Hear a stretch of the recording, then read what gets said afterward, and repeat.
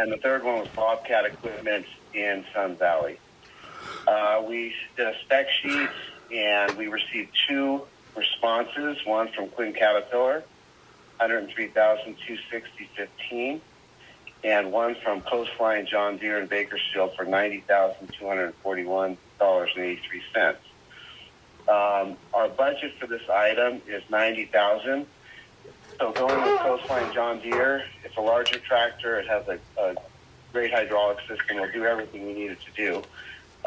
We're just like a couple $100 over budget, but we feel with the experience we've had out of Westside Water Bank and how much this tractor gets used, probably 1,500 hours a year on average, we think it's prudent to purchase a 3-year, 5,000-hour extended warranty, and that covers the entire powertrain and hydraulic system, and that would add $5,435 to the cost, bringing the total of $95,677.15. So we're about $5,700 over budget, but we think it's well worth it. Overall, our asset replacement budget, we're tracking $67,000 or $65,000 under budget. So we can certainly cover that overage on this item. So with that being said, I'd be happy to answer any questions on the piece of equipment or anything else. Hey, John, can we qualify through that AQMD on the old tractor to replace it? Yeah, the new tractor, both tractors are Tier 4 compliant, the old one and the new one.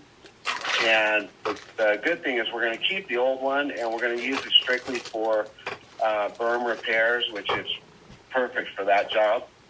The new one will be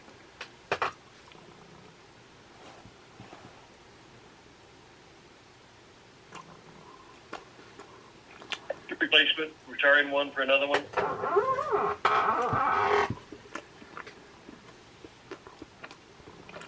The AQMD used to have a program. I'm not sure if they still do, but if you trade one in, you can get a big bonus for a new one right there. Yeah, I think that's if you trade in one that's not Tier 4 Probably compliant, right. Okay. and they're both Tier 4. Yeah. It's a good point. Excellent point. I think in this case, keeping it would be wise. That way we wouldn't have to rent a second tractor like we currently have to do.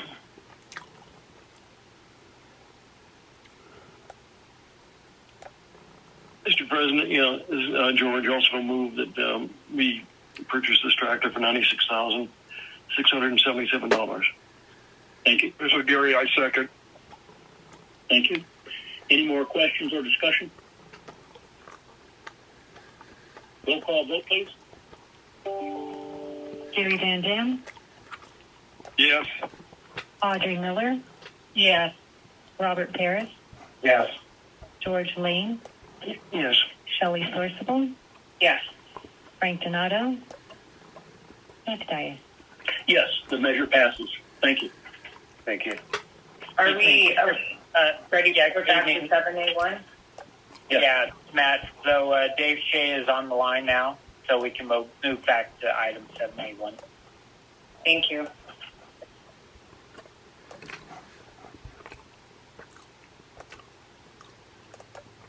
Are you there, Dave?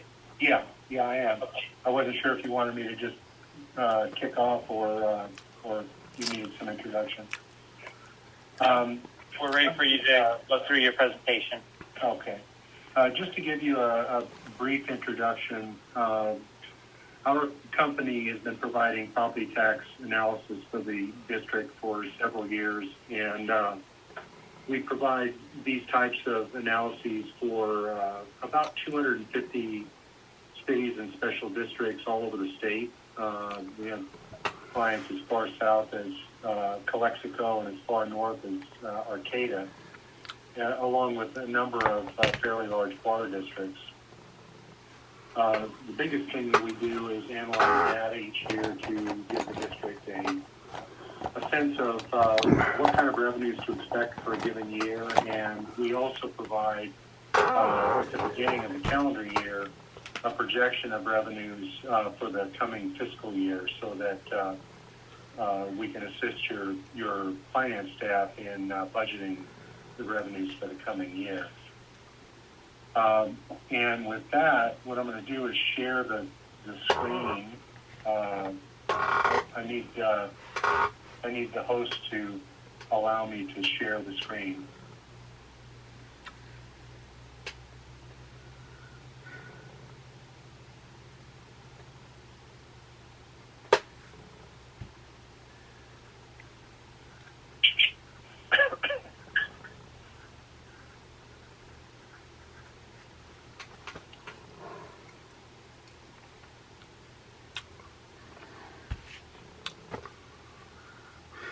Okay.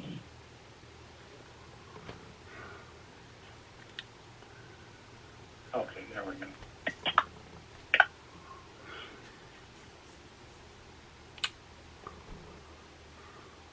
So what you're seeing here is a summary page that we put together for our clients, and it gives you sort of a high-level overview of the values and the events of the current year best values. Excuse me, Dave. Could we increase the size of that just a little bit? Sure.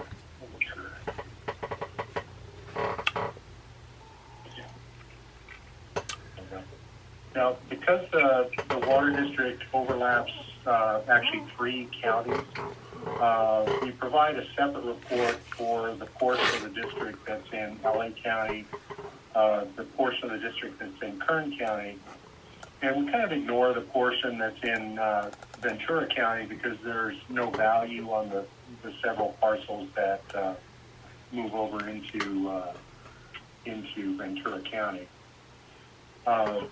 And just addressing this report for LA County, what we do at first is we show that the value change within the portion of the district in LA County was 3.5% for this year. That means it was at 3.5% over the prior year. And that's a little bit lower than it would normally be, primarily because the inflation adjustment for this fiscal year, 21-22, was only 1.036%, and that's based upon the statewide CPI growth from October 2020 to October 2021.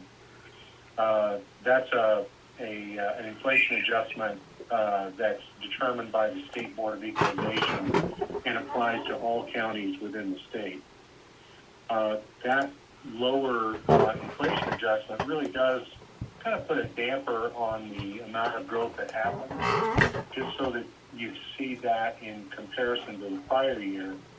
The inflation adjustment growth for this year added $231 million to the rolls for 21-22. But last year, for 2021, where there was a full 2% adjustment, it added $411,563,000. So, Yeah, I'm not quite, following you. So, sorry? I'm really not quite, following you with that 1%, and previous year was 2%, but the State Board of Equalization, that figure is presented for what reason? Well, what that's presented for is the assessed values that change from year to year change for several reasons. The first change is that inflation adjustment, because under Prop 13, the values can go up by a maximum of 2% per year. And so each year, the State Board of Equalization determines what that inflation adjustment should be. Okay, I understand. And what that applies to is all of the property values that didn't change for some other reason. That is, they didn't sell to a new owner, they weren't improved with new improvements, they weren't demolished, or some other thing that would have caused a change in the value. So most of us that own homes, for instance, our values will go up by that inflation adjustment each year. So just let me ask a question there. So that 2% is not determined by the value of a property increase, that is determined by the State Board of Equalization, 2% the maximum, and it could be less than that? Is that correct? Yeah, under Proposition 13, the maximum it can be in any given year is 2%. And the assessor is obligated to enroll the values at no more than 2% up or any amount down that reflects the market value on the property. So, But again, that's done by the State Board of Equalization and not being, okay, I learned something. yeah, and it's based upon the actual statewide CPI from October of the prior year to October this year. So the CPI for fiscal year 22-23 will be based upon CPI growth from October 2020 to October 2021. And fortunately, So the assessor does not calculate that number, it's done on the state level. correct. And, fortunately, fortunately or unfortunately, inflation growth has been quite a bit more as the economy has been recovering. And so we expect that the Board of Equalization will announce in December that it'll be a full 2% inflation adjustment for fiscal year 22-23. And we'll build that into the budget estimates that we provide to Teresa in a couple of months. Now, going back a little bit to the I have another question. Sure. That figures statewide, but individual properties may go up or may not go up. So what about the property? It didn't go up 2%. It may have went down. Well, if there was a reason for the value to have gone down, Probably white. pardon me? We have some noise. Someone's on mute, so. Holly, can you mute everybody, please? That's shocking. Yes. So the values can go down, and that type of a situation where a value goes down because the market's fallen, that's independent of the inflation adjustment. Back in 2009, for instance, when the economy took a nosedive, lots of homes were reduced under another proposition, Proposition 8, that requires the value enrolled for any property to be the lesser of its actual market value or its inflation adjusted base. So once you So you can go a maximum of 2%, but it may not go up at all, depending on the individual market sales of the market in a particular area. Would that be correct? Yeah, that's correct. But as you see, if we look down a little bit on this table, you see the median sale price of single-family homes in the LA County portion of the district has been going up pretty steadily. And so in most cases, these properties are the market value of these properties is going up substantially greater than the inflation adjustment. And so the assessor is obligated to put the value in based upon the inflation adjustment unless the property sells and increases in value based upon the sale price.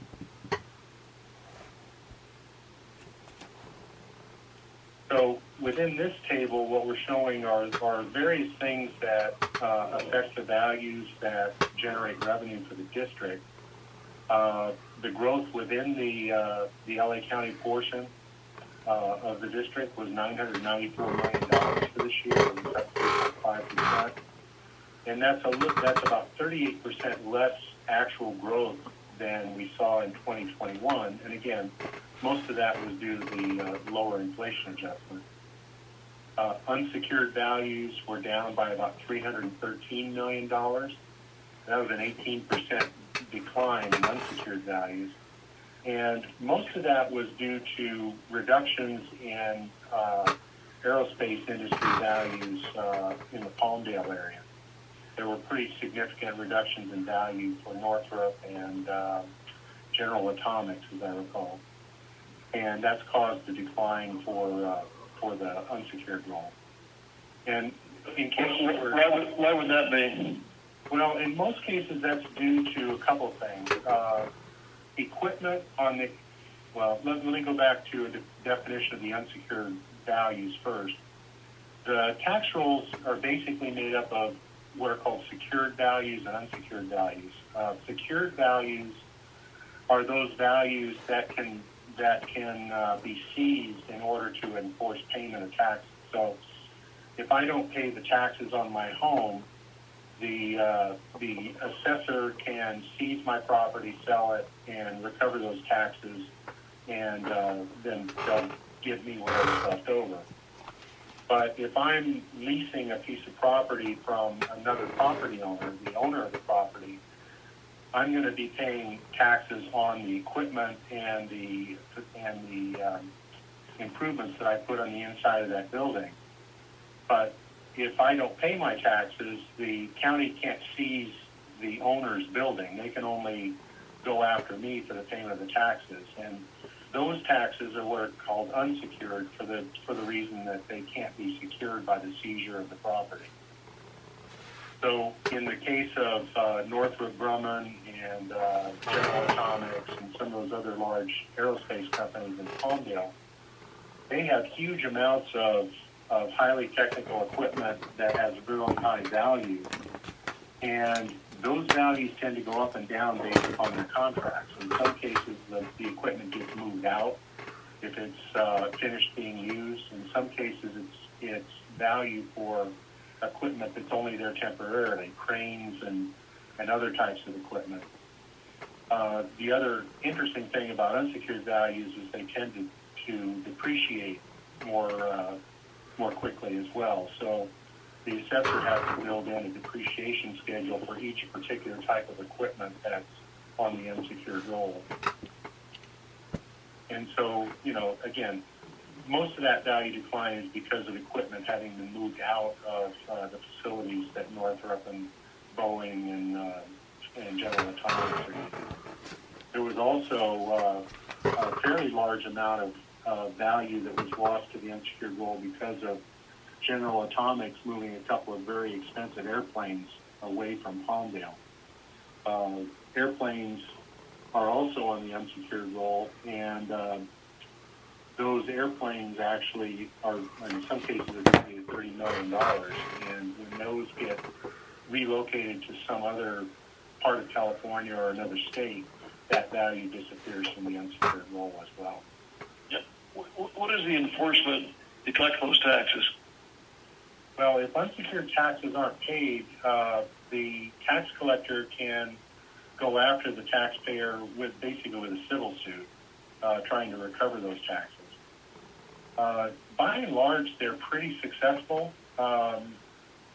Delinquency overall on property taxes tends to be around 1 to 1.5%. In some particular areas, it can be as high as 2 or 3%. Seldom is it more than that. And the tax collector typically will recover those unpaid taxes over the course of no more than about 2 to 3 years. And so what you'll see in your tax revenues are what we call current year revenues. That's the revenues on the value in the current year. But you'll also be allocated what are called redemption revenues, which is the revenue that was collected from delinquent taxpayers along with the penalties that go along with that. And those get added into your revenues in a given year. So while you typically see 1 or 2% delinquency, you typically also see 3 or 4% of additional revenue that's allocated in recognition of those property taxes that have been collected from delinquent taxpayers, as well as supplemental revenues that are coming from taxpayers who are paying taxes after the sale of a property in mid-year. These end up being a little over 100% of what we estimate as the current year revenues. because you're getting these additional revenues over and above what you might lose in a given year from delinquencies.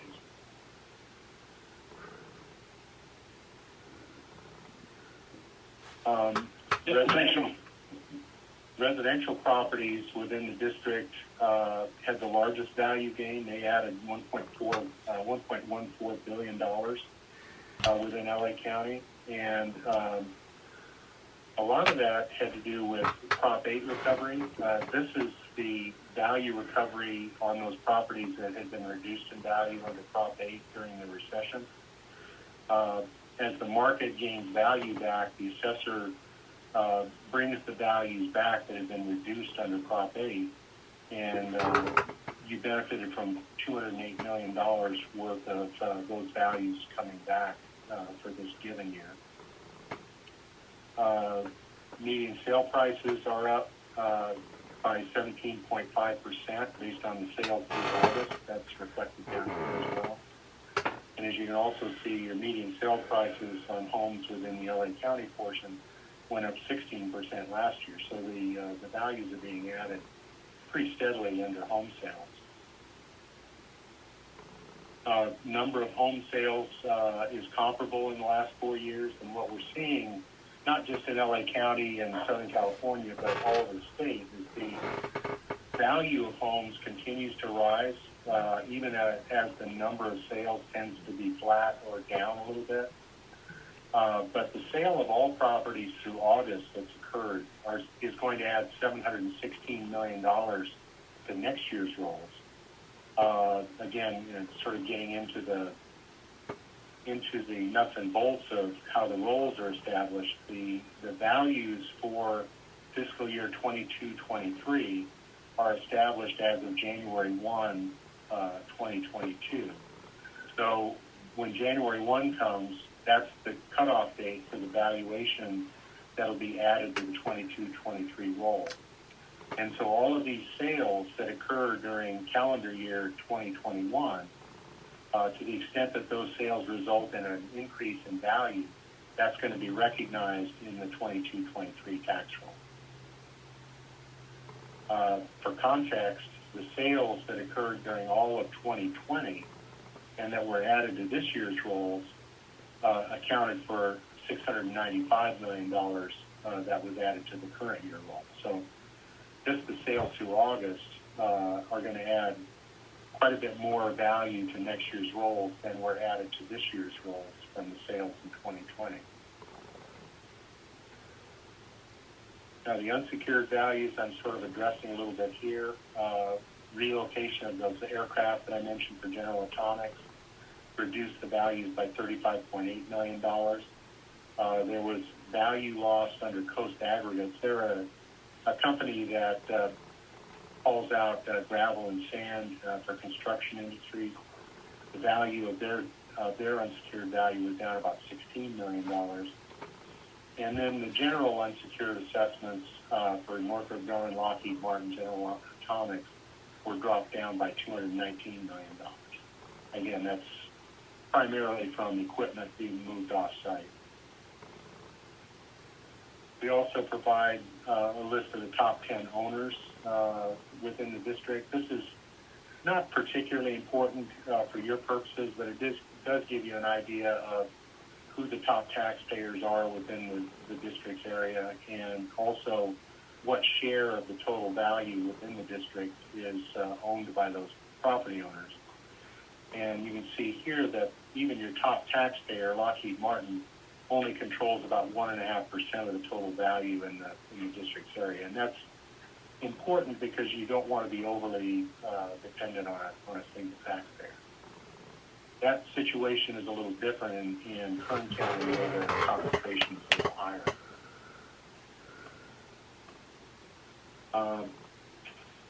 Here in the...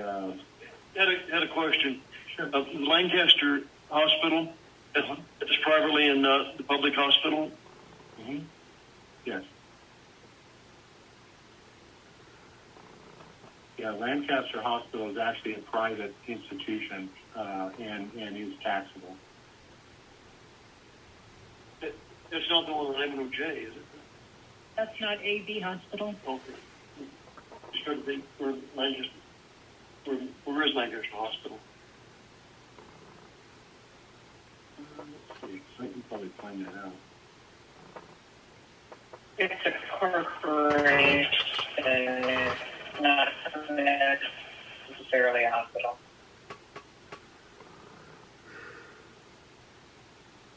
Yeah, I think that,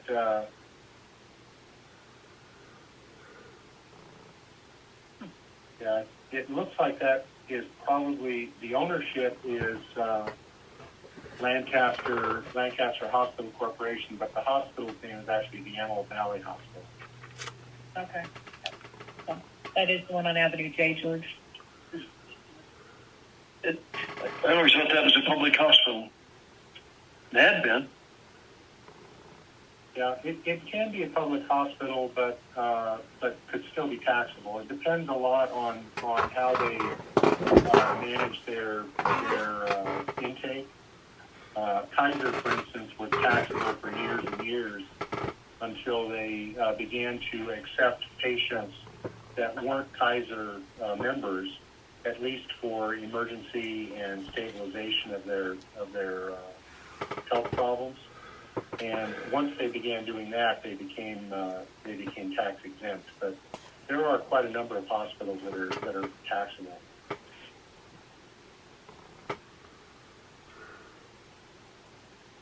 On this table, we go through a little more detail, and probably the thing that's of more importance to you is the revenue amount up here. Within the LA County portion of the city, you've got 3 accounts with the Auditor Controller's Office. 2 of them are very small, that generate only about $7,500 and $2,300 in 1% revenue. And then you've got the Antelope Valley East Kern main agency here, which is fund number 300.1. That generates $3.2 million in 1% revenue for this year.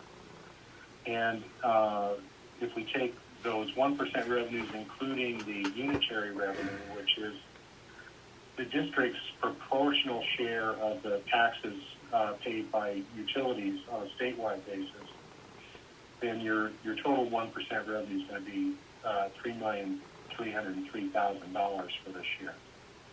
Water District's share of the 1% is pretty small, and so that's why the revenue amount is pretty small. But you also have your override tax rate, which within LA County generates about $20.5 million in override rate revenues.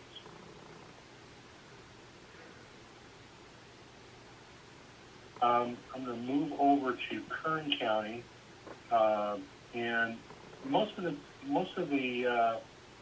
well. Could you go back, please, the slide? Sure.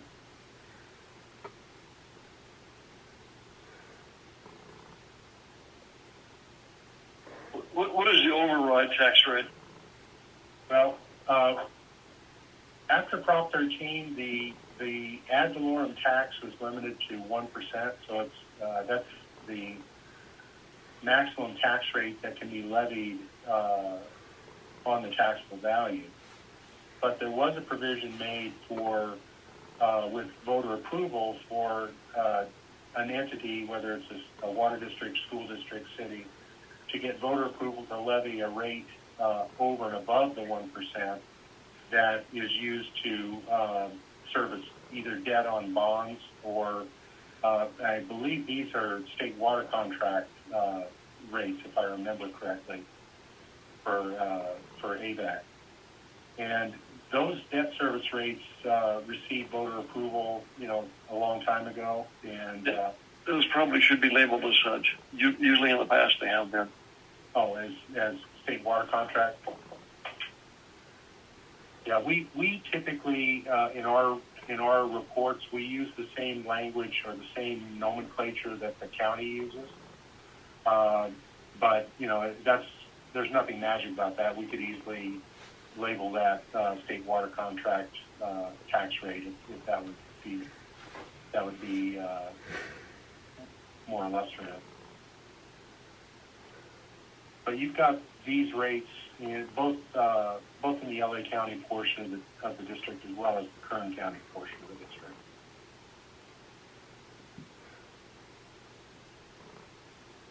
Now within Kern County, you actually had better growth value-wise. You had a full 7% growth, and that was primarily due to an increase in the wind unsecured assessments. Values just for Alta Wind, they had 56 unsecured assessments that increased in value by $151 million for this year. That was a 14.46% increase.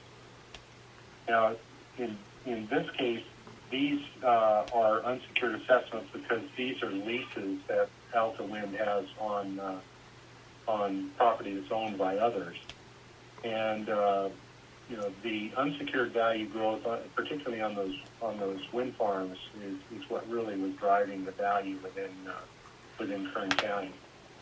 The total unsecured roll increased by $338 million this year, which was a 10.7% increase.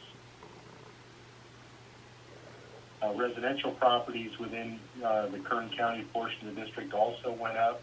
They had a 7.7% increase. That added $139 million to the rolls for this year. And you also had some Prop 8 value recovery in Kern County, which was just under $20 million. Home sales are strong in Kern County as well. As you can see down below, the median sale price through August is $255,000, and just as recently as 2015, it was down around $130,500. So the value growth among residential properties in southern Kern County has also been pretty strong. You'll see here on the top 10 owners that the top 10 owners account for 48% of the total value within the district.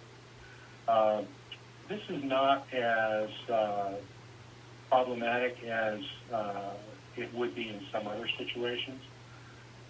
You've got a lot of unsecured value on the roll for the Kern County portion of the district, but most of that is unsecured value that's not going anywhere. I mean, Alta Wind and the other wind energy facilities, those are very expensive installations. They've got long-term leases. They're not going anywhere. U.S. Borax obviously has been there for generations.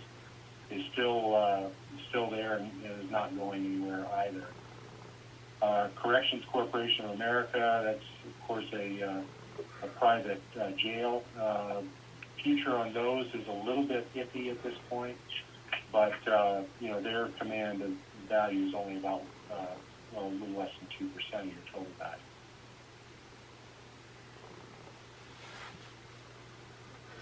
Looking over to this report to give you some context on the CPI growth. CPI growth for this year in the Kern County portion of the district was about $26.8 million. That was $49.1 million for last year's rolls with a full 2%. So this was quite a bit less than what we've seen in the last several years, but you did have quite a bit more valuation growth on the unsecured roll, and that kind of overwhelmed the loss of value on the inflation adjustment. Up here in the upper right corner, you've got two funds windwithin Kern County. The first one, Fund 60205, generates about $5.3 million in 1% revenue. The smaller one in California City generates about $10,000 in general levy revenue for a total of $5.3 million. And then your again, Avek water debt is the terminology that the county uses, but this is your state water contract revenue at about $5.6 million. Now, this $5.3 million up here is inclusive of not just the 1% revenue, but also the unitary revenue. And there is quite a bit of unitary revenue that you receive in Kern County. Down below, we're seeing the amount of value change by land use category, and I wanted to highlight unsecured values here, which went up 10.7%, and we're almost 65% of the value gain within the district's area. There was another 26% that was on the residential values. Now, there's also a table that I put together here that takes a look at the redevelopment areas within the district. There's one redevelopment area within the Kern County portion of the district, that's California City. You receive no revenue from that project area because you're getting a full pass-through of the override tax, the state water contract revenue already, and you don't have a share of the 1% within California City. So that's kind of a non-issue. Within Lancaster and Palmdale, in the LA County portion of the district, you're receiving a pass-through, which is 100% pass-through of your 1% revenue. So from the various project areas in Lancaster, for fiscal year 2021, you received $1.6 million in pass-through, and as well as another $97,000 that was left over from fiscal year 1920. But you receive no residual revenue, which is the revenue that's left over after all of the former redevelopment agency debts have been paid for that given cycle. And you don't get any residual revenue because you're on. Now, can you explain that with the residual revenue? Yeah, you'll recall that redevelopment agencies were dissolved back in 2011, and since 2011, what happens is that what used to be the tax increment revenue, is collected by the county and is deposited in what's called the RPTPF, the Redevelopment Property Tax Trust Fund. And each January 2nd and June 1st, the county takes the total amount that's been deposited for that period of time. For January, it's the collections from July 1st through December 31st. And for June, it's the collections from January 1st through May 31st. I'm sorry, through May 31st. And the county then takes out its own administrative costs. They make the pass-through payments, which in Lancaster's case is this amount on this column and this amount on this column. And then they also pay to the successor agency, which is the former redevelopment agency, the revenue that's necessary to pay debt service on bonds and any other obligations that the agency has. And then the amount of money that's left over each January 2nd and June 1st, after all those payments have been made, is what's termed residual revenue. The residual revenue is allocated out to all of the taxing entities based upon their proportional shares of the tax revenue within the redevelopment project. But Avek is still getting its full pass-through. Is that correct? Correct. Yeah, and it is in Lancaster because in Lancaster, when those project areas were adopted, the district was successful in negotiating 100% pass-through of its revenue. And so these amounts,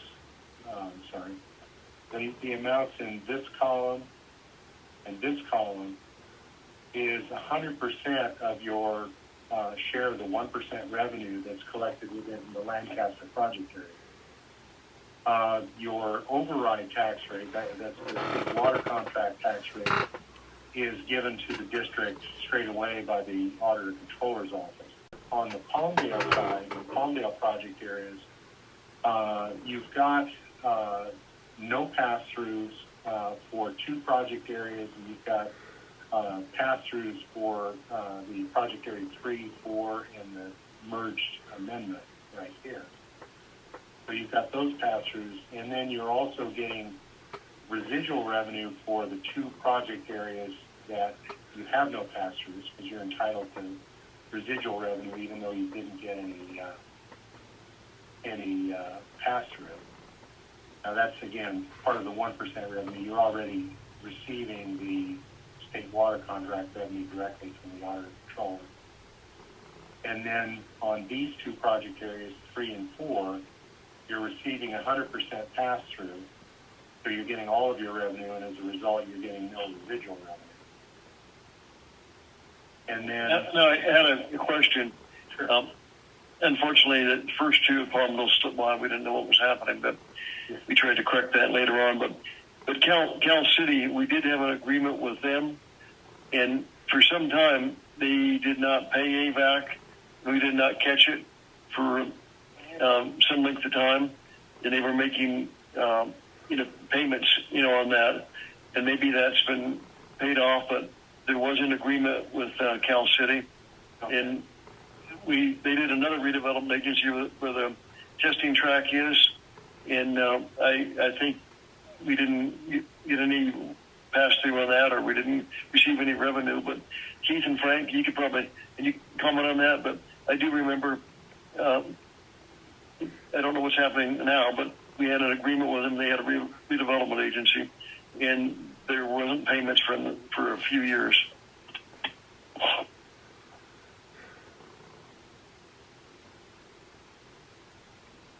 George, this is Keith. I believe you're right, but I don't recall whether or not we ever did end up receiving all of our funds that we should have received.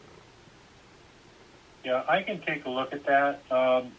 It wouldn't be surprising to me if you had an agreement. I mean, California City is not our client, so I'm not that familiar with their project areas. But if you had an agreement, for instance, to pay you all of the override tax, the state water contract tax revenues, they may very well have not paid that over time and then had to repay it.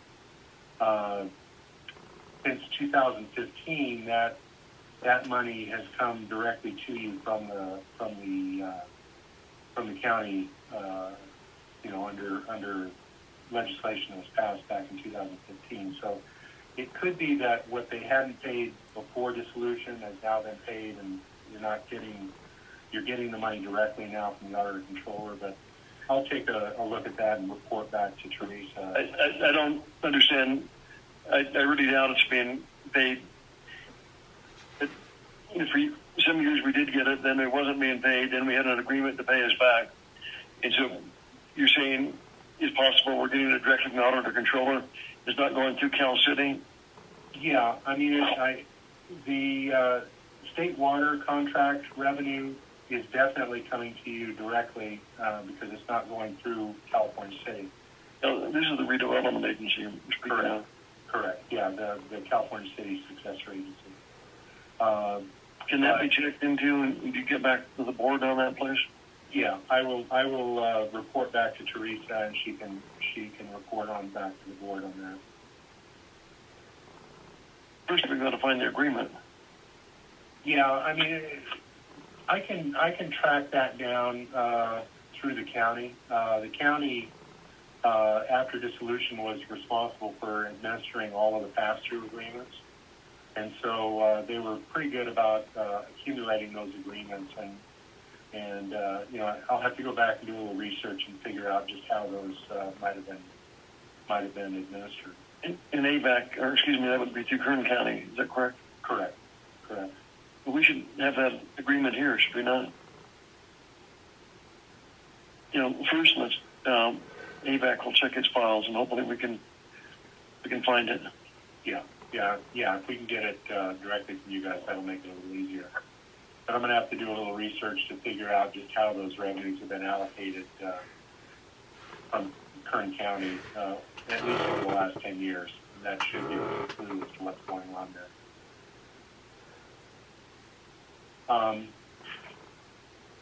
In the project area that we're seeing here, the merged project area, that project area, there were no negotiated pass-throughs because it was adopted after 1994. And so the pass-through that you're receiving is a portion of your share of the 1% tax rate. And because you're not getting 100% pass-through, you're receiving a share of the residual revenue, which you're seeing over in these two columns.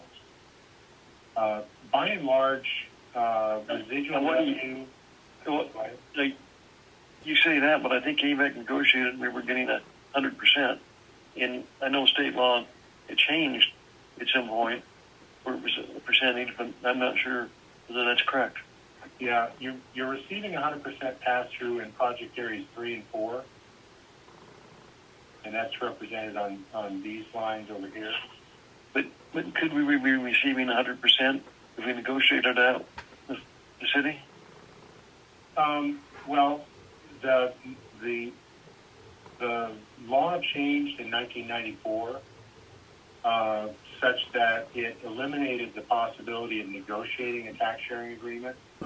So any project areas or amendment areas that were adopted after 1994, there was a statutorily defined pass-through structure that was established, and the Palmdale Merge project area was adopted in... I understand what you're saying, but it seemed like one of the last ones we had done was in Plant 42, and it seemed like we may have objected to that, and we're going to file suit unless we got 100% pass-through. So I understand what you're saying. The state law allowed for a certain percentage. Does that mean we could have not got 100%? Yes.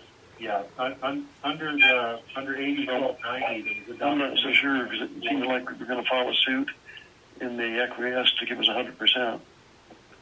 That had to have been one of the earlier projects, because the agency didn't have the ability to negotiate a tax sharing agreement. Well, the ability to negotiate, but they may not get anything if we objected to it and we did a lawsuit. I mean, there's no law against that. That's if it went forward. You can always have the right to object to redevelopment, you can see. Certainly. We did. When a project area was adopted, a taxing entity always was able to argue that they were being irreparably harmed and could file suit. The county used to file suits like that, fairly frequently. But, in this case, because it was a project area that was adopted after 1994, settlement of the suit wouldn't have been able to include a pass-through. Now, that said, now that I'm thinking about it, you might have been able to negotiate 100% pass-through of the state water contract debt rate or debt revenue. Because that would have been something that was allowed after 1994. We've got several clients. State Water negotiated an agreement like that in Santa Clarita in their post-94 project area. Maybe that's correct, maybe it's not, but I remember sitting in a room with Attorney Mike Riddell in Palmdale, and we were negotiating that. We said we wouldn't acquiesce any. You remember this? Yeah, I can do some research on that too. I've done quite a bit of work with Palmdale over the years. I don't remember specifically that, but I'll check my files and see if there was a pass-through of at least the state water contract revenues in the merge project area. I remember at that meeting, we wanted no revenues lost right there. And that was agreed to at that meeting. Yeah, I can take a look at it. So what area, if you could find out what area this encompasses, I would appreciate it too. Sure. Get back to us on that.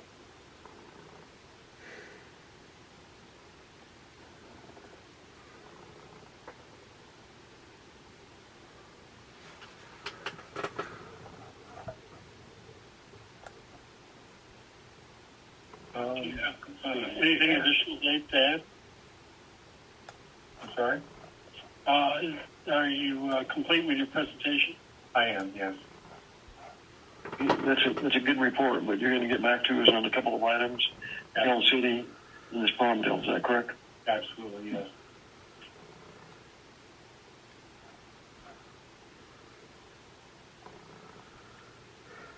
Keith, do you remember anything about the palm deal, the last one? I don't remember if it was intentionally giving up any tax revenues. If the meeting took place in Palmdale, I don't think I was present. But I can't recall, George. Hopefully, Mr. Shea will be able to help us out. Yeah. I remember about that Cal City, though. I know you said that. Yeah. Well, all of those agencies have records, and the county has records too. So we'll be able to track it down. And won't bet on it. That's why things get lost. Yep. Yeah. No, trust me, I know that. We've got a lot of clients, and we've had to do a lot of digging to get material in the past. So we've gotten reasonably good at it.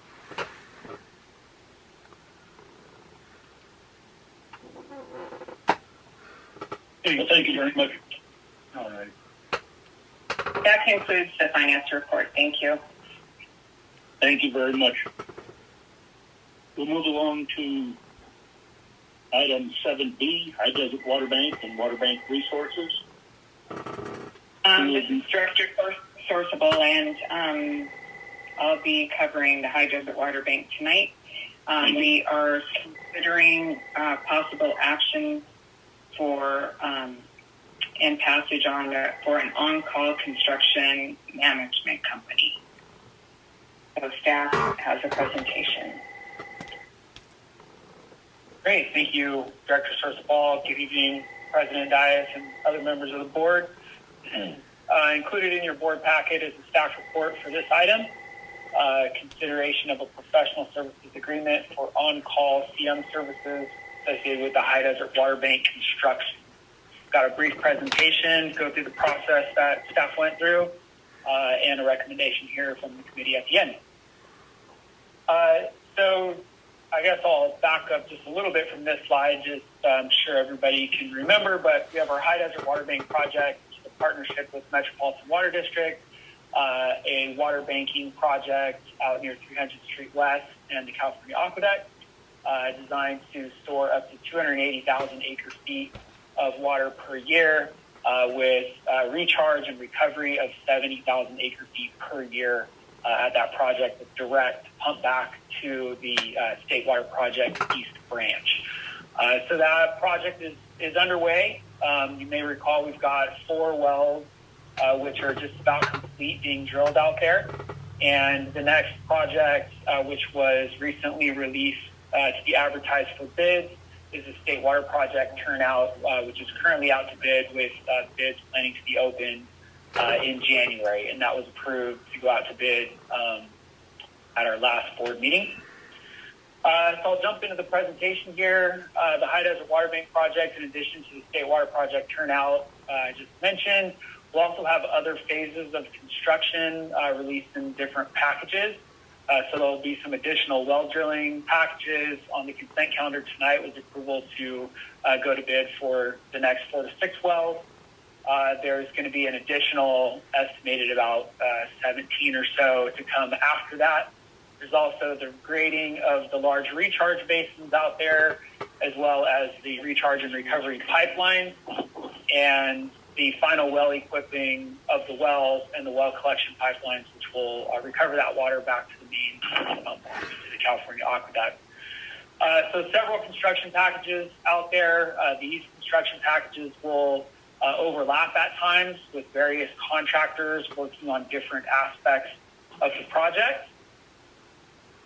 And so we feel like having one firm as construction management responsible for managing these various construction projects and the associated contractors will help streamline the reporting process for each of those construction packages, ultimately reduce risk to the agency caused by any potential conflicts, and also create consistency with the reporting and management of various items throughout those construction projects.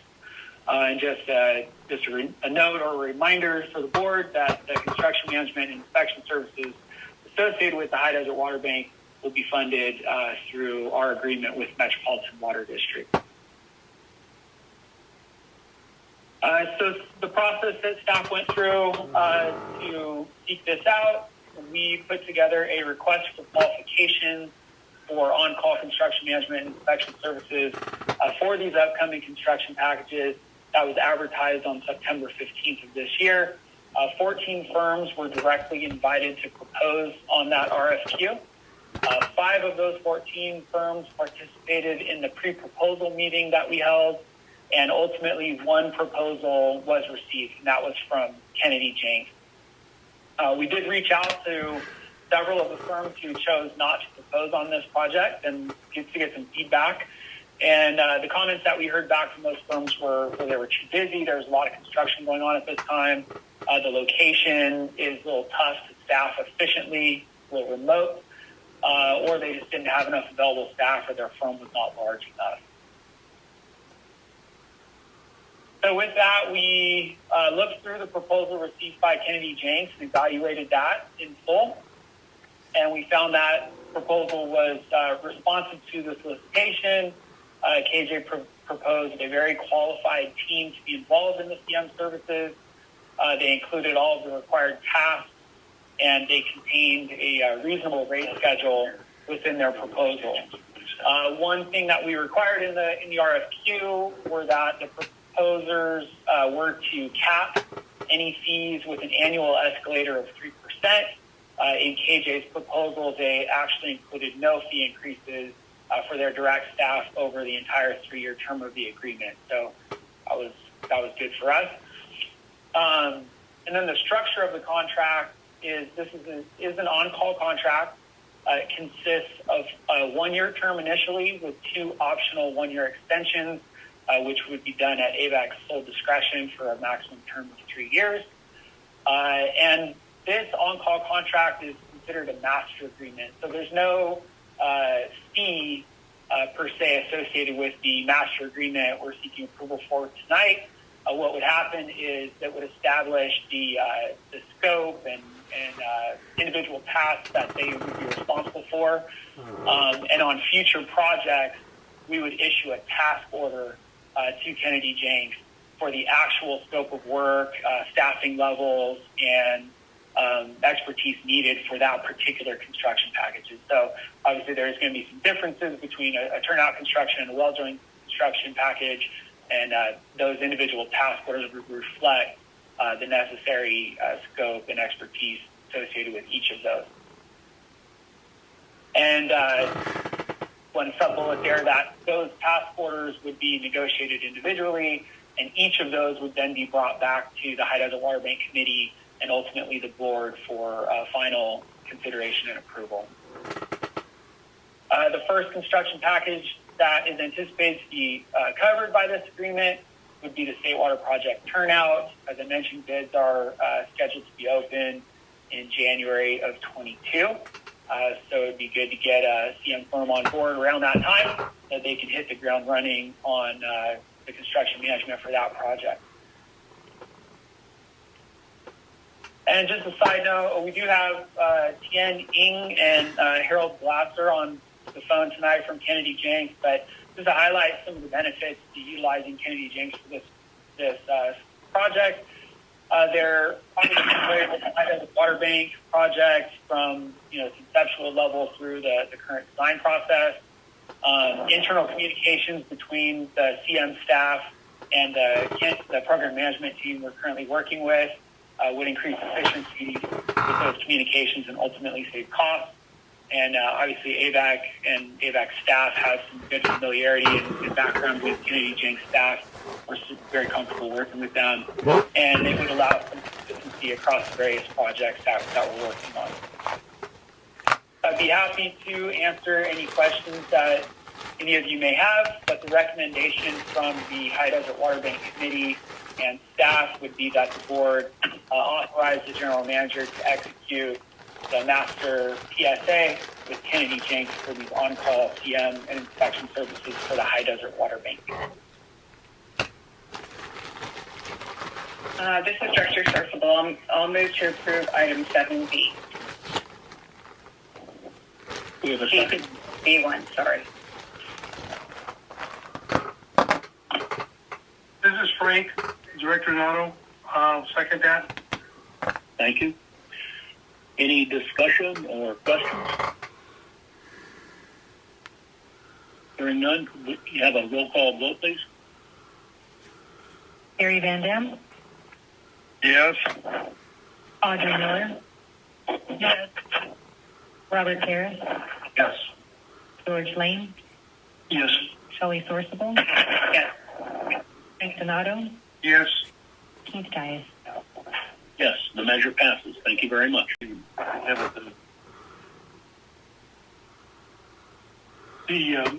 The board, if they should so choose, can schedule.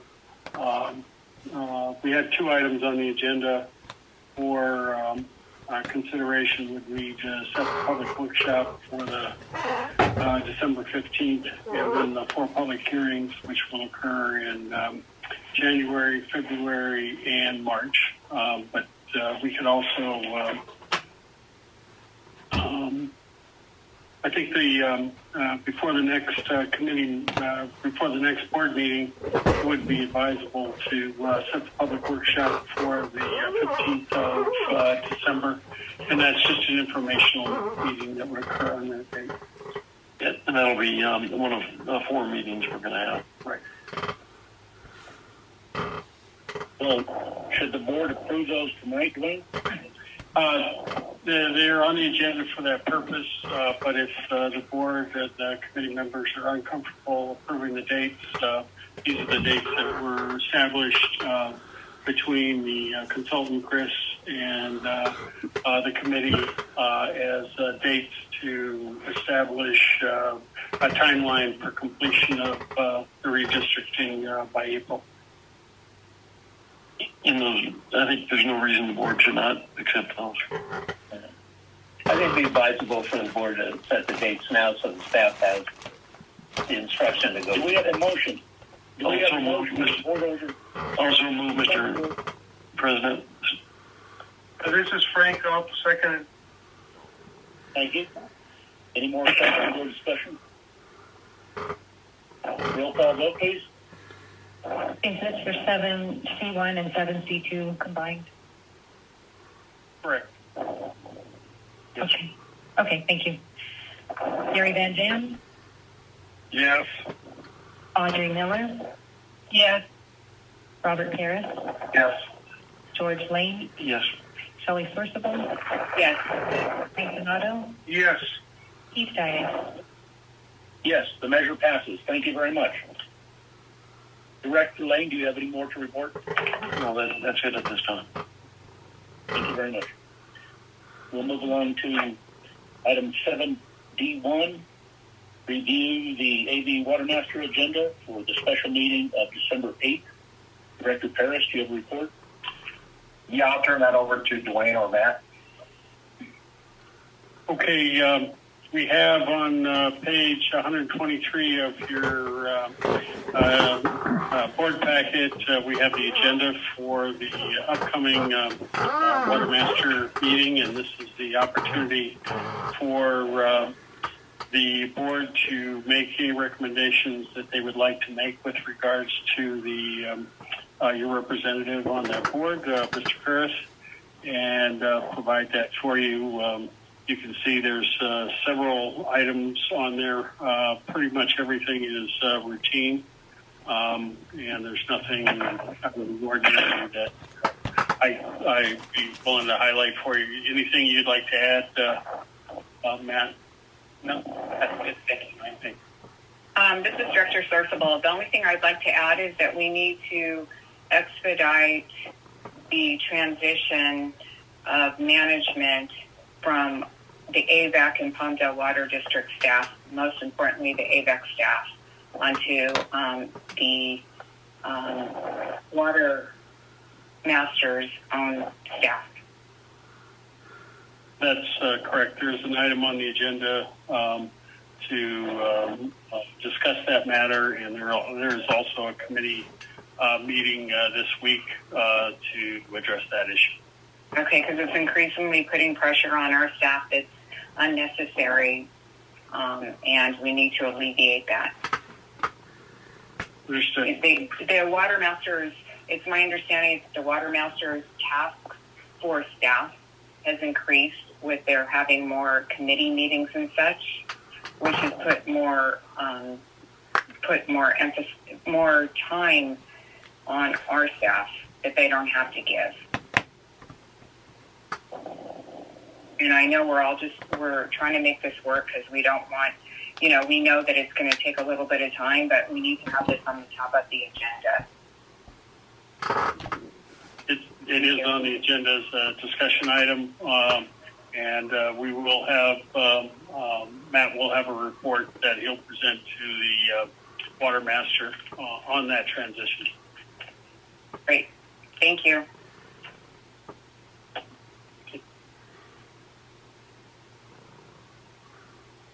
Anything else, Director Ferris? No, that will conclude my report. Thank you, Dwayne. Okay, item 8, General Manager's Report. Dwayne? Yes, I have in addition to the usual general manager's report where we talk about water supply and conditions in the state water project. I did prepare a discussion on 2022 water operations, both our long and short-term goals, and I'd like to spend a little bit of time discussing that with the board and to inform the public and the board members as to kind of a little bit of a history of where we have been, where we are today, and where we're at in the future. And I have a PowerPoint presentation that'll help, I hope will help demonstrate that. I want to start off to use this timeline to tell you a little bit of a story of how the water is provided and how it's changed for the Antelope Valley over the last several years. What you can see here by this graph here shows water from 1990 up to 2021, and this is the historical Table A allocation. And what we can see here is from 1967 to 1990, we received almost 90 to 100% of all the water that was necessary, or almost 100% allocation consistently year after year. So what you can see here is that right in this area right here in 2006, 2007 was when there was one of the most significant changes that have occurred in the State Water Project is the adoption of the biological opinions by the National Marine Fisheries Service, which is a federal agency, and the Department of Fish and Wildlife, formerly Fish and Game, and those agreements changed the way in which the State Water Project was operated. And what it required is that there be releases and reductions in pumping to protect endangered and threatened species within the Delta. So you can see that change. Let's keep losing my thing here, but we are at 91% before those opinions had occurred. We get 90% of our total Table A allocation. So our Table A allocation is 144,800 acre feet. And so you can see here from this graph before this period that we had a very rock solid allocation of water that we could count on. All of our retail water agencies that we provide water to on a supplemental basis, they design their systems all based on this original state water contract and the reliability factors that were built in before these biological opinions. Since that time, you can see that the lows are much lower than they have been in the past, and the highs aren't as high as they have been in the past. So what this means is that the reliability of the state water project has reduced since the biological opinions. There's been a new biological opinion that's in current litigation in 2019 that will affect this allocation even further, and we can anticipate that there will be continuing stress and pressure put on the Department of Water Resources to reduce the amount of water that is passed through the Delta and onto the state water contractors south of that Delta. So what has occurred in the results of this is that DWR has completes every couple of years a reliability report where they estimate the long-term reliability of the state water project is between 52 and 58%. As staff has looked at their 15-year average of what we've seen since the biological opinions, and it's 44. And over the last 5 years, it's been, I should say it's 45. And over the last 5 years, it's been 44%. So we've actually experienced a little less of water supply on an average basis than what was determined in the long-term report that DWR had looked at. So that was that's an important factor to consider. And so as we move forward, following these biological opinions, Avek understood that we had to do something to be able to meet customer demands in the Antelope Valley for supplemental water, because if we get 5% allocations, that's only 7,000 acre feet, and our historical demand from retail water suppliers is closer to 40 to 50,000 acre feet, and recognizing that was something that needed to be addressed, the Avek board started a water banking program to take water when we had it available during these wet periods and be able to store it for use during these dry periods.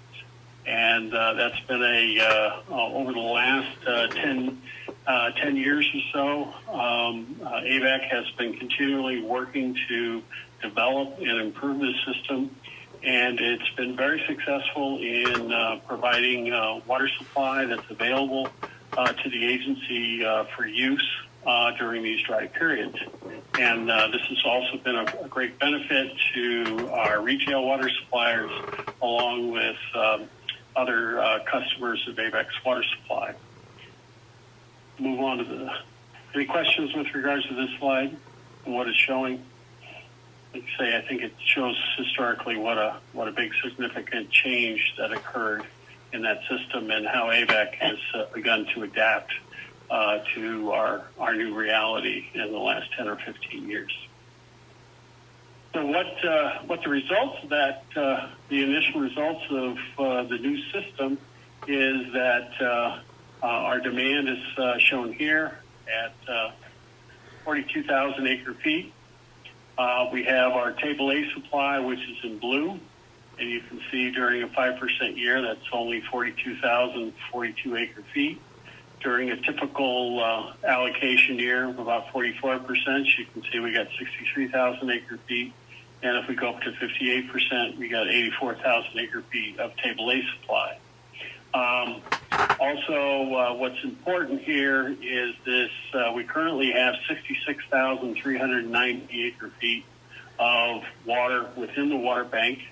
that is available for use by us and our retail water supply customers. And the native, what we call native groundwater resources, these are our production rights, return flows, and other native groundwater supplies that are available to Avek to be pumped and utilized. We have about 7,940 acre feet. So you can see that if we were able to, from a purely a water quantity point of view, that we can meet our demands with under these various scenarios. And so the water that we've stored in the water bank has greatly improved. The water that's available for our through our water bank and distribution system. However, we do have some holes in the water distribution system, which I'll point to right now. The next slide that I have to show you shows what typically happens during a typical year. So you can see that what I'd like to explain here is this red line is what they call a diurnal curve. So the water we deliver to our retail water customers, our retail water suppliers, I should say, is different. In the winter months, in January and February, you can see the amount of water that they can take from Avek is very low because their actual demand is very low. So they take very little water from the agency. However, in the summertime, when demands are high for irrigation and other purposes, you can see that the demand for water is much higher in this 5,000 to 6,000 acre feet per month range. And as such, delivering this quantity of water during that month is a function of the distribution system and the capacity within the distribution recovery system to meet those particular demands.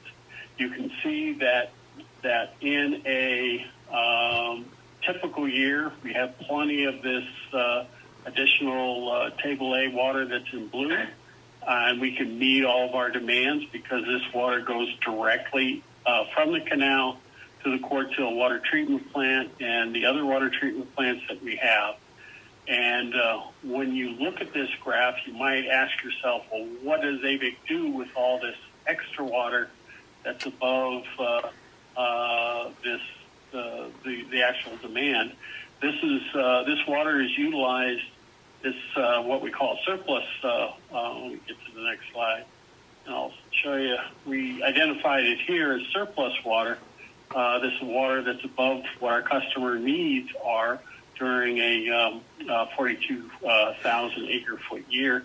And you can see that that water needs to be utilized in some fashion. All of our customers have paid for that water.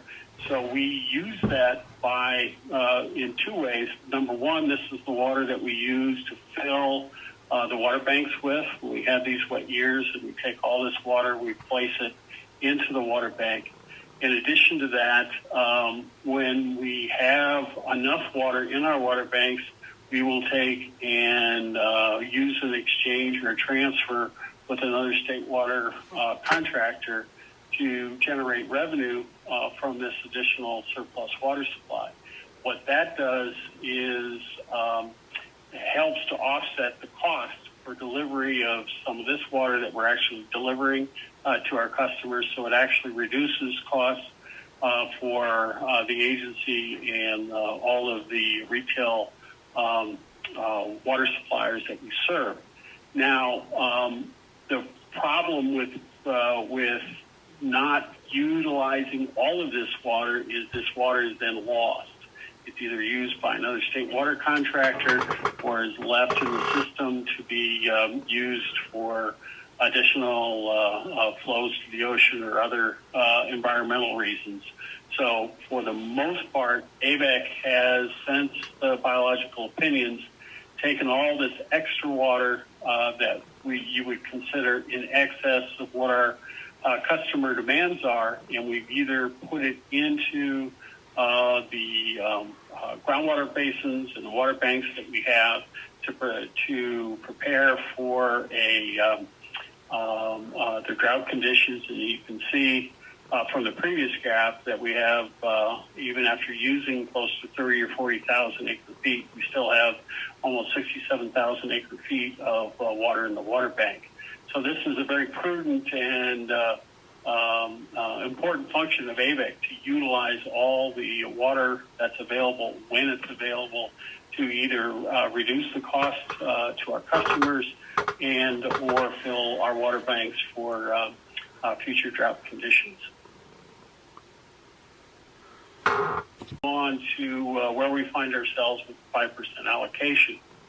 So this graph here shows capacity. So if we take the amount of water that we can recover, the table A water that we can recover from our water banks, it is capped out at this amount because of our pipeline infrastructure is not complete. Once it's complete, it'll be able to fill most of this gap, but it's not complete at the present time.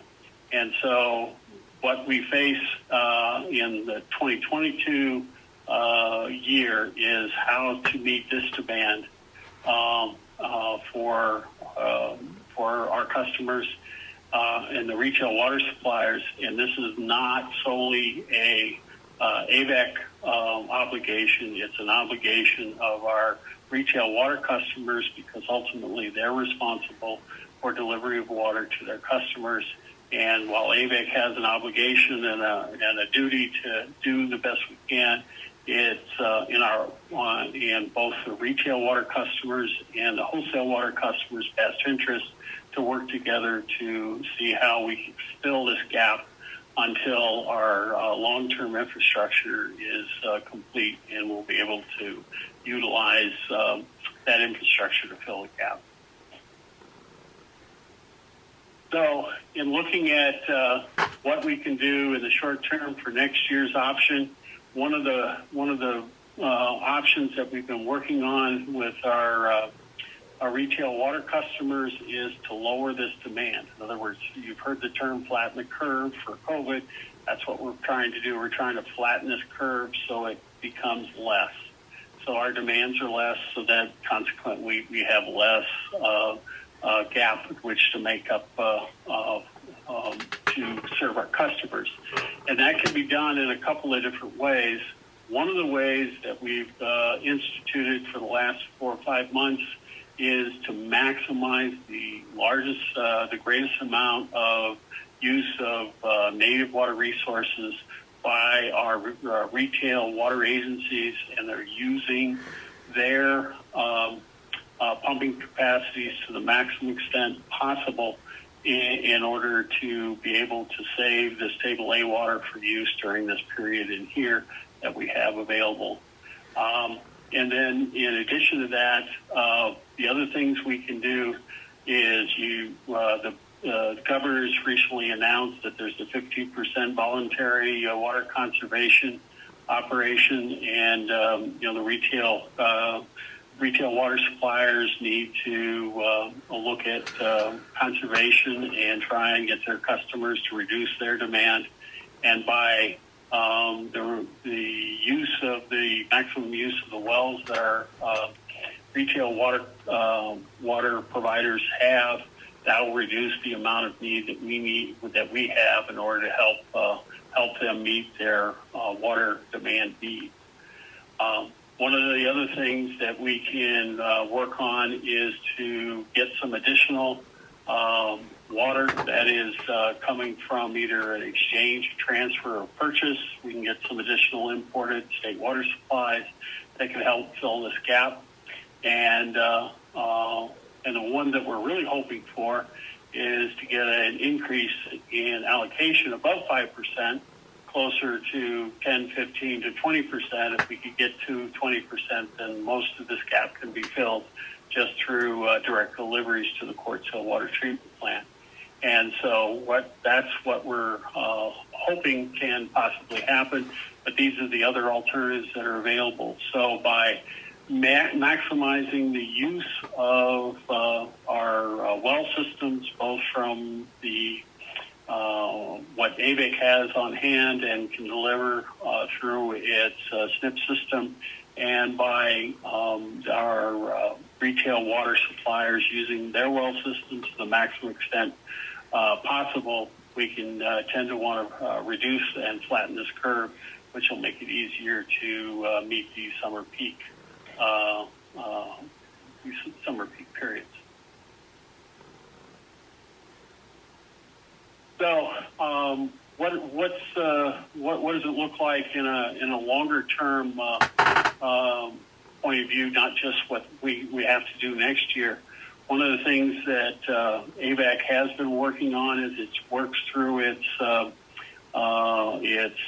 strategic plan and what we identified as we went through that strategic plan, and that would be to build what we call infrastructure improvements that would help us bring more water to the aqueduct and to the Quartz Hill water treatment plant, which can then be distributed throughout our service area.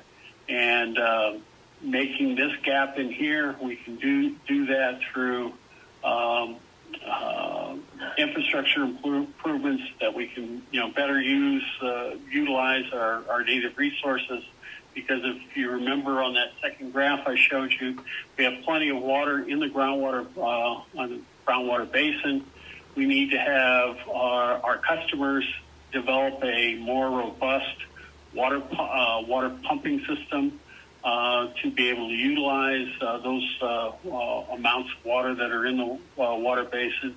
And Avek has long planned to complete the step phase 2 line, which would bring those same native groundwater resources to the Quartz Hill treatment plant for distribution and treatment. So in addition to that, we'll show you in a couple of additional graphs here how the high desert water bank recovery capacity would really help in a couple of areas of our system. And then on a longer term, we need to understand that that imported water supply that we're getting from the state is likely going to have more of these very short, limited supplies.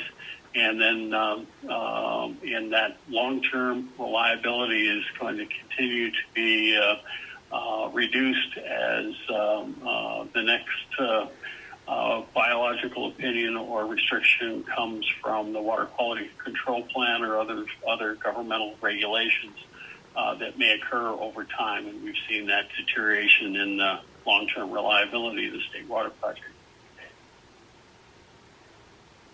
So we did do a little bit of a deeper dive into our distribution system to take a look at all of our major turnouts that we have to our retail water suppliers. And you can see here we got the Roseman Treatment Plant, the 80th H Turnout, Quartz Hill Water Treatment Plant, which is the largest facility. The east side, we have Acton. Rancho Vista takes water directly off the canal for irrigation purposes. We have the Willow Pump Station that pumps water to the Yellow Valley, and that system, and then our west side water bank here.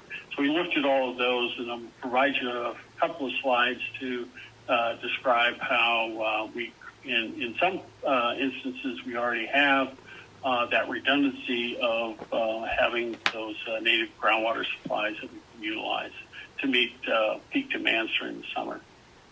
So what we did was we looked at each one of these major turnouts, and we looked to see if they could all use surface supply, and this is all yes here. And then can they use groundwater or groundwater banked water or our native groundwater resources that we have. You can see these first two, the Willow Pump Station, Rancho Vista Golf Course, and the Acton Water Treatment Plant don't have any access to a groundwater source to supplement the imported water source. So they live primarily on imported water supply. But you can see the east side water bank and the water treatment plant has that along with the Roseman's facilities. And then the Quartzville plant does have the ability to deliver close to, if you add all these up together, this is not a complete use, but it's a partial use. But if you add these all up together, we can deliver close to 25,000 acre feet of water from our native water resources and also our stored table A and our water banks to meet our customer demands. If we didn't have that this year, and if AVEC hadn't started this process 10 years ago, we would be in a very, very difficult, very different situation. We'd be in a very, very critical situation. So AVEC's progress with regards to storage and development of the SNP system where we has really aided in taking two of the driest years on record and having the agency be in a position to be able to, along with cooperation from our retail water suppliers, be able to weather this storm in 2022. But without AVEC and the investments that we've made, we would be in a far worse situation. So that's what we have here. We've identified what these quantities are and shown it in this way. So wanted to go over where we're at. This is where the High Desert Water Bank is actually located up in this area of this graph. Once the High Desert Water Bank is complete and we're able to put some water in that High Desert Water Bank for AVEC's use, which is allowed through the Metropolitan contract, we will be able to utilize any stored water we have in the High Desert Water Bank and be able to get it to the canal, which is located here. And it can be dropped off at the Willow Pump Station and also at the Rancho Vista pump station. So that would allow us to be able to use and store water in the water bank, be able to serve these two turnouts. In addition, this is the turnout for Acton Water Treatment Plant. As you all know, here's our canal. And you can see that we have the Acton Water Treatment Plant, which we deliver water to the Palmdale Lake. Palmdale treats that water for us and then returns it, and then we pump it back up into the Acton system. And right now, it's only served through a Table A allocation directly from the canal. But with the High Desert Water Bank, we'll be able to add some additional groundwater resources that would be able to back up that Table A supply. Eastside Water Bank, just to show you here, here's the Eastside Water Bank, here's the Eastside Water Treatment Plant. We can take water from the Eastside Water Bank, pump it into the system, and use that and to meet those peak summer demands if we don't have very much Table A available at the Eastside Water Treatment Plant, moving it directly from the aqueduct. When we look at the West Side Water Bank and the Roseman system or the North Feeder system, you can see we have the ability to move water into the Roseman treatment plant through the water bank here and the SNP system that takes treated water and moves it all the way up to Edwards Air Force Base and Boron. And so we have that redundancy here in this particular part of the system. What AVEC has been working on for quite a few years is what we call the SNP Phase 2. And this is the project that would be able to extend this pipeline over to Quartz Hill. At the present time, we're able to serve a portion of the service area that Quartz Hill delivers water to through the 80s and H turnout, and we have capacity in the recovery capacity in the West Side Water Bank to be able to do that, and we've done that for several years. To give you a graphic representation of what that entails, with our current 80th and H system, we take water from the West Side Water Bank, we take it up this pipeline through the SNP system into 80th and H, and we're able to service approximately an area that's located here in this square through this 80th and H turnout. What we are unable to service is many of these districts that are highlighted here that are part of this larger area that's served by our Quartz Hill water treatment plant. And you can see that it's close to 25,000 acre feet of demand. But the SNP Phase 2 provides additional demand of about 25,000 acre feet. So when this pipeline is completed, and it's shown here, you can see that we're going to be able to take water directly up from the West Side Water Bank and be able to get it to the Quartz Hill water treatment plant.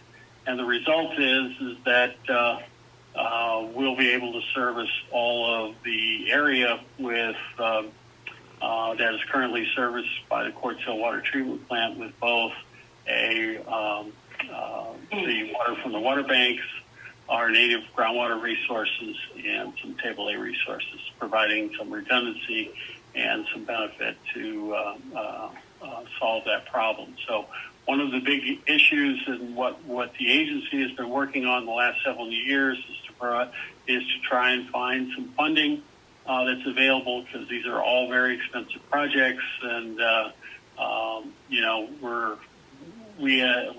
Avek has been very responsive to meeting our customer needs through various methods over the years, and we're also trying to get grant funding. So because we know this has an impact on our ratepayers, and by utilizing that grant funding, we'll be able to lessen the impact of these very large and expensive pipelines. And this pipeline here in today's market is close to $50 million in expenses to build this pipeline. We're hoping to get some grant funding that would help we have a couple of one grant application in to the state to receive close to $25 million to begin the process of constructing this project and getting it moving forward. So in conclusion, for 2022, we need to work with our retail water suppliers to maximize the use of our groundwater resources. We need to add some Table A during those peak summer months one way or another, and we need to reduce the demand through conservation. And we got to hope for that we can get a wet season. 20% would be all that is necessary to meet all of our customer demands. However, if we get 10 or 15%, it really removes some of that stress, and we'll have to see how the water gods are going to be with us in this next several months. On a longer term, we need to complete the SNP Phase 2 project, complete that high desert water bank to provide that connection to those three turnouts that I mentioned at Willow and Rancho Vista and at the Acton station.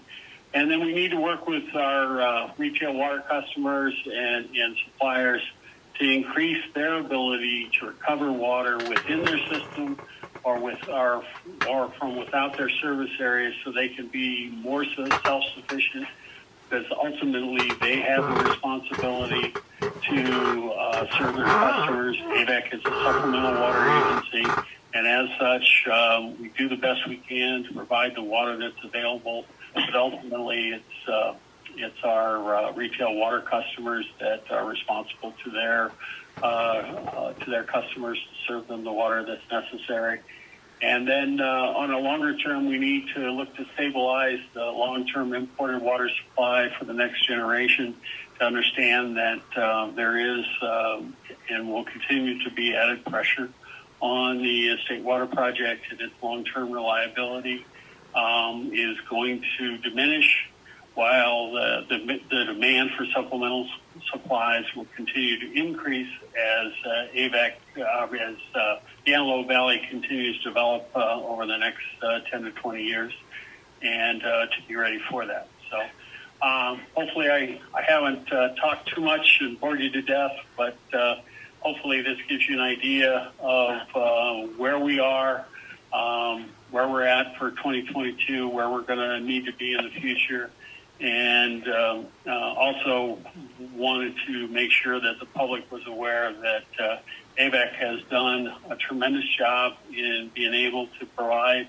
a water and a water banking and distribution system that is on the verge of meeting our peak customer demands over a long period of time. We just need to have a few more years to complete infrastructure, and that will solve the majority of our distribution problems. Long-winded. Yeah, this is Director Donato. Thank you for the presentation, Dwayne.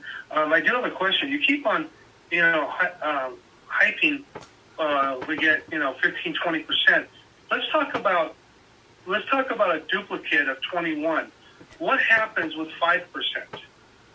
Well, what will happen? I don't know about the water gods. What is our customers going to get if we only get 5% of table A water out of the aqueduct? How are they going to supply their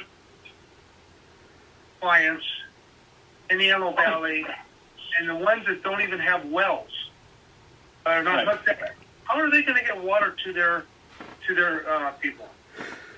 What they'll have to do if there's no additional water available during these peak periods, they will have to address their customers through a rationing or a conservation program.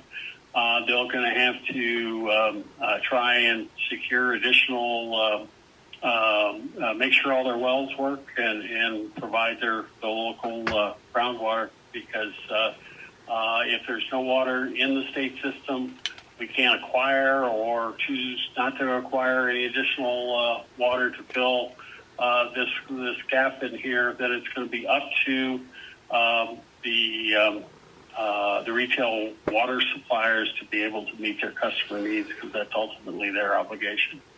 Okay, so that's a good point.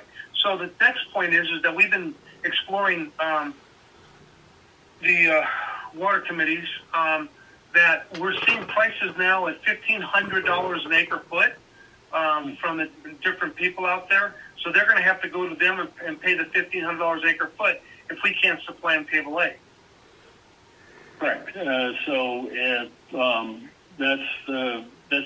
the alternative is to add more state water into this portion of the graph here to meet those peak demands during the summer months, and those costs for any additional water would have to be passed on to all of those customers that receive water from Avek.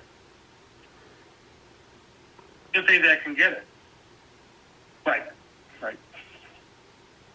Yeah, because I think as an agency, I think they need to be put on notice by letter.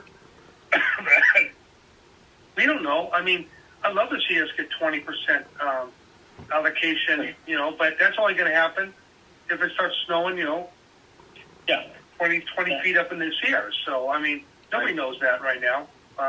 And they also got a governor who just dumped 800,000, well, just shy of 800,000 acre feet in the ocean of table A water to take care of a few fish. So, we can't press him to tell him in 22 that we need that water instead of the fish. So, the audience and the record needs to show that the governor, dumped 800,000 acre feet of water in the ocean for the fish when we don't even have water for the people. So I just want to know how we're going to do that, because Avek has pulled a lot of strings out of the hat. He's done, as you said, an incredible job. But the difference is, if we can't get the water, we can't serve our clients, and that's the thing I'm really concerned about. Right. Well, I'm really concerned. We pay for 144,000 acre feet of water, and we get a small portion of it during times of drought like this. With 5%, it doesn't matter how much we get versus the price of what we pay. And that's what people have to understand as well. You know, if we get 100% allocation, we get 144,700 acre feet, and we pay what we pay. If we get 5%, we pay what we pay. It's still the same as if we got 100%. Right. And just to give you a frame of reference, you know, if we get a full 144,000 acre feet, our fixed water costs are approximately $200-300 an acre foot. Fairly reasonable numbers when you look at it from a per acre foot way to get that water. You still have to pay for the delivery cost and the treatment, so that adds to it. But we're at 5%. We're paying $4,200 an acre foot for the actual water that we receive. So because the cost is the same, whether we get zero or we get all of it, the actual fixed cost is the same for the agency. Exactly. So, exactly. So it's you know our return on investments and what we're doing, and so we really need to, as we look to the future, look to what is the best solution for imported water supplies, and how much should we rely on that, and moving forward. So, but that's for discussion for another day. But you're correct in that, and we have a customer meeting that's going to be scheduled in the next week or two. We plan to present this very similar and same presentation to our customers, so they can realize exactly what the situation is, and they can make their appropriate plans for 2022. And I do want to let the board know and the public know that we have been working for the last 3 or 4 months with our 2 major public water suppliers, Waterworks 40 and Fort Sill, trying to maximize the amount of groundwater resources, whether they're native or stored Table A resources, so we can use that as maximum amount as possible, so we can save that Table A for delivery during those peak summer months.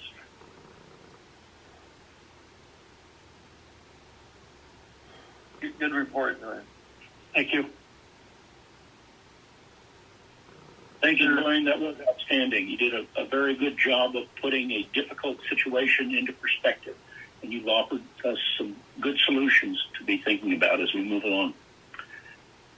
Thank you very much.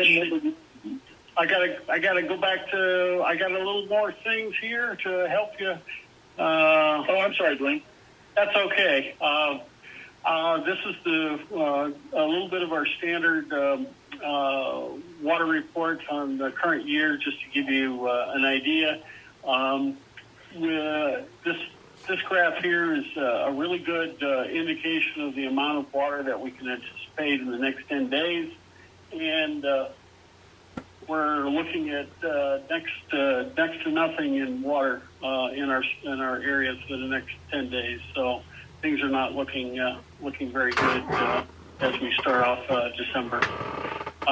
Here's our graph that we did gangbusters. We had 1 atmospheric river in October, but you can see we're down. This occurred early in November. We haven't had much rain in the last couple of weeks, and we're starting a third of the December off with no rain. So we got to anticipate that, or got to hope that we get some rain in the next several months. But we're anticipating a zero allocation to come from the State Water Project beginning in December, and we're planning for 0 to 5% allocation for 2022, and trying to make our plans accordingly. But we'll continue to monitor this and see if we can get any type of water supply coming down the canal to meet those summer peaks. Reservoir conditions are still are better, but still in a pretty tough position. Starting out the year, we got 30% in Lake Orville, about 60% of our average. We got 24% in San Luis Reservoir, about 40% of our historical average. These graphs show this a little bit better. This is where we are here. This is where average is here. So you can see we're in pretty low conditions, historically low positions in Lake Orville. Even with the improvements, you can see we were when we started October, we were way down here, and we've increased with that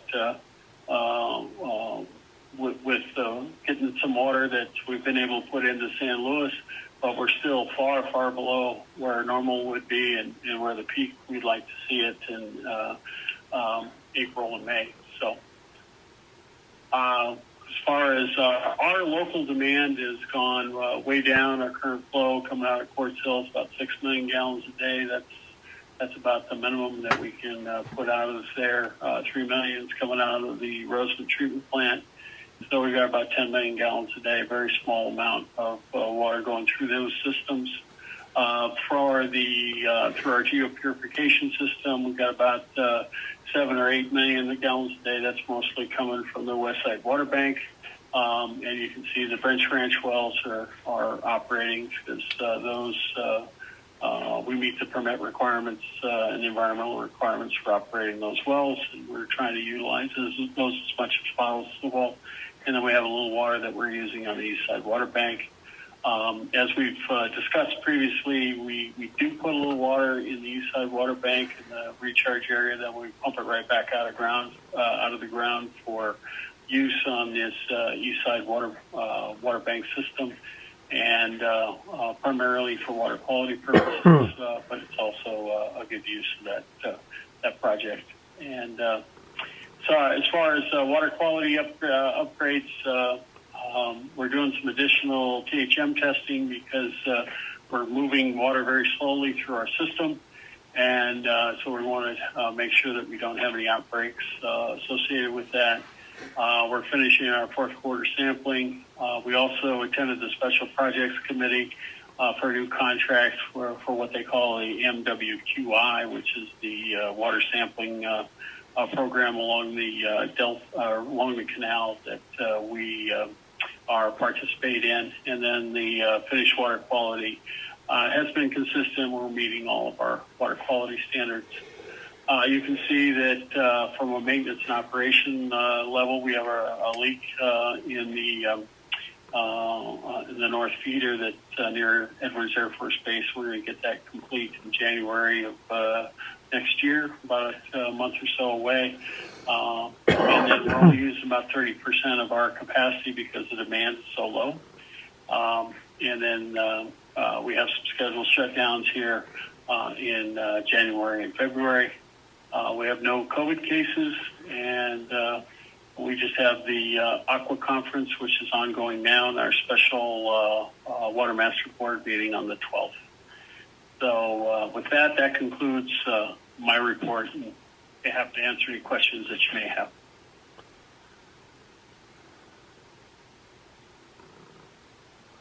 Any questions? Good job, Dwayne. Good job, Dwayne. Thank you.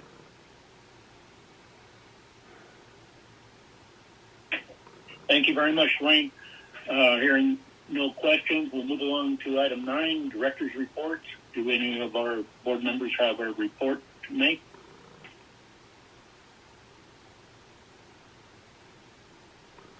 If none, item 10, Attorney's Report. I have nothing tonight, Keith. Okay, thank you.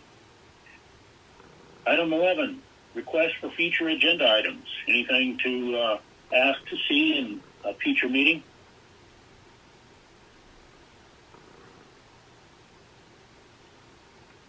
Hearing none, we'll move along to item 12, closed session. Dwayne, is there a reason to go into closed session tonight? Yes, we have one item. That would be item D. Should be fairly short. Did you say B as in boy? And D as in dog. Okay, thank you. Do I have a motion to go into closed session for item 12B?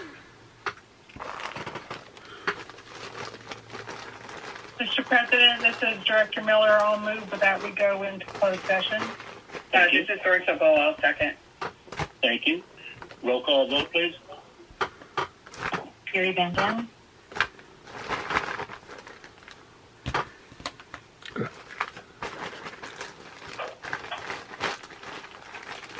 Gary. Audrey Miller. Yes. Robert Paris. Yes. George Lane. Yes. Ellie Dorsable. Yes. Frank Donato. Yes. Keith Dias. Yes, the measure passes, so we're going into closed session for item 12D as soon as Harley can make that transition. Okay, please stand by.